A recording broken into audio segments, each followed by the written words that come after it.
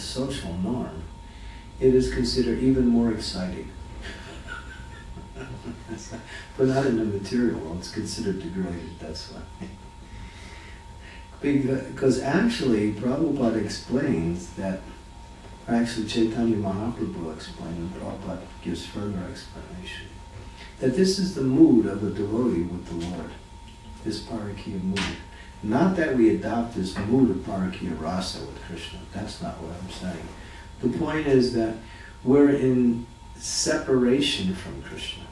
And although we have friends in this world, we have husbands and wives in this world, we have relatives in this world, we have loved ones in this world in so many different, ways.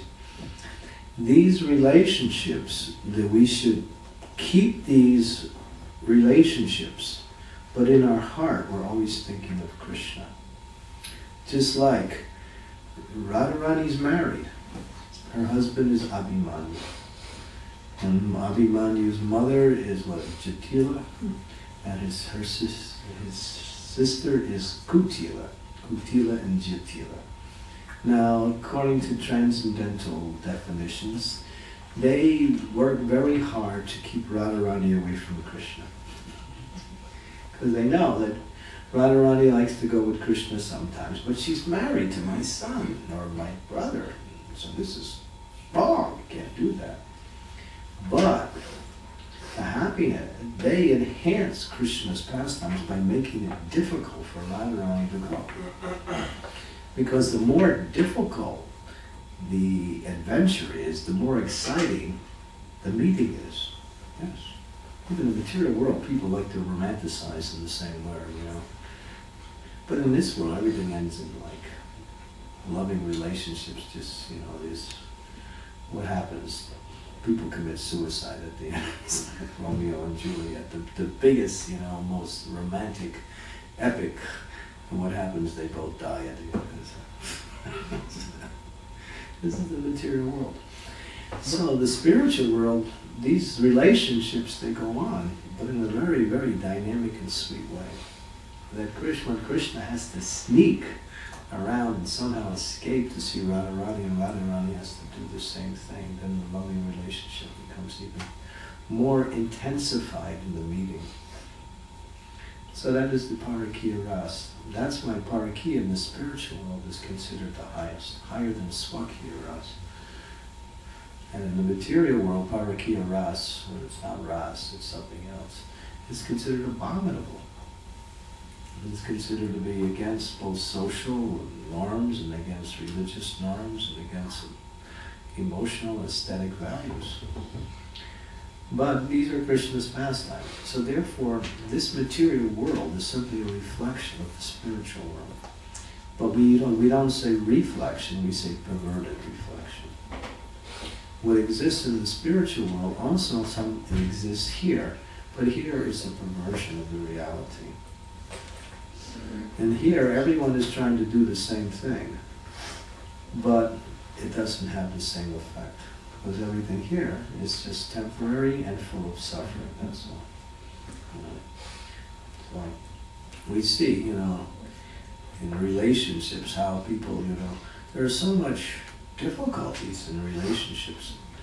Now Krishna also has apparent difficulties, but the difficulties just enhance the quality of the relationship. It doesn't deteriorate or take away from it. Mother Jatila and Kutila, although they're working against Krishna to make Radharani somehow or other stay there, actually they're supporting Krishna's pastimes. Apparently they seem to be preventing Krishna's pastimes, but actually they're not. They're supporting Krishna's pastimes because they're making it difficult for Radharani to go, and therefore the adventure of when she does go makes the whole meeting even more exciting. So they're simply enhancing Krishna's leelas like that. Where if you would have the same thing in the material world, it would be just an obstacle, that's all. So this is the difference between spiritual and material. That's when we read these pastimes, we have to read Bhaktivedanta Swami's reports and explanations. Otherwise we get we have a tendency to compare.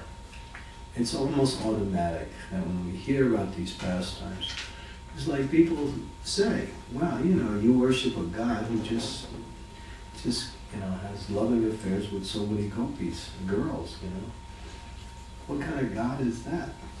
Well, that's the best of all gods. But the thing is, everyone wants to imitate God, and that's the problem. When you can't, there's certain things that he teaches that we should follow, but there's two things, Anushcharan and Anuskaran.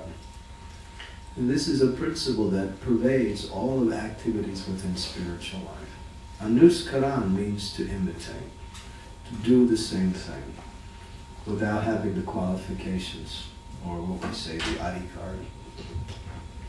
And the other thing is to follow in the footsteps, is to worship these pastimes in loving mood, and to serve those persons who are serving the Lord in these pastimes. And then, by their blessings, we can enter into what we say, the mood of these pastimes. As Prabhupada says, these boys that were playing with Krishna, they're not ordinary boys. They have been performing so many austerities and penances for so many lifetimes to get to that stage, to be able to play with Krishna. Some of them were great sages. Just like we use the example of the gopis. There are 6 categories of gopis. One is the Rishichari gopis. Well, who are the Rishichari gopis? The Rishichari gopis were sages in the Dandakaranya forest who, when they saw Lord Ramachandra, they felt what we say Madhurya Ras towards him. They felt this loving relationship. They were sages. And they were feeling this affection in a very, what we say, sensual way to him. But it was transcendental. So he said, he blessed them, that you'll be able to take part in my pastimes when I appear as Krishna, and you'll be gopis. So they were Rishichari gopis. And they developed a Madhurya relationship with Krishna like that. So, this is the difference between what we say, material and spiritual. It is one of the most common deviations by people in general to read Krishna's path. That's why we don't really speak about these pastimes so much as a public, especially Chaitanya Mahaprabhu. He would never speak about Rasa Leela or what we say, Krishna's relationships with Radharani in public. Never. And he's also giving us that caution. We shouldn't talk about these things. Krishna's sweet relationships, like with his mother and his cowherd friends, we talk a little about. But some people like, just like there is one scripture called Gita Govinda, which is written by Jayadev Goswami. Now, Jayadev Goswami was really an elevated Vaishnava. But Prabhupada said we shouldn't read Gita Govinda, and therefore there was no translation done by the Vaishnava culture, at least that I'm aware of. But other people really like to, when they want to go to Krishna Leelas, they go right to Gita Govinda. And they translate these things, and sometimes they make it look very licentious and very sensual. And the acharyas and others who have devotional sentiment can become very insulted and offended when we see such things. Because it's just superimposing their own lusty desires upon the Supreme Personality. There's not one iota of selfishness or lust in Krishna's Leelas. Everything is done for the pleasure of others. When Krishna performs his pastimes, he does it to give pleasure to others. And it's also, he performs it for his own pleasure also. But in his own only his own pleasure, he also gives pleasure to others. That's the nature of God. But there's nothing selfish in it. When the gopis want to see Krishna, they want to see Krishna because Krishna they know that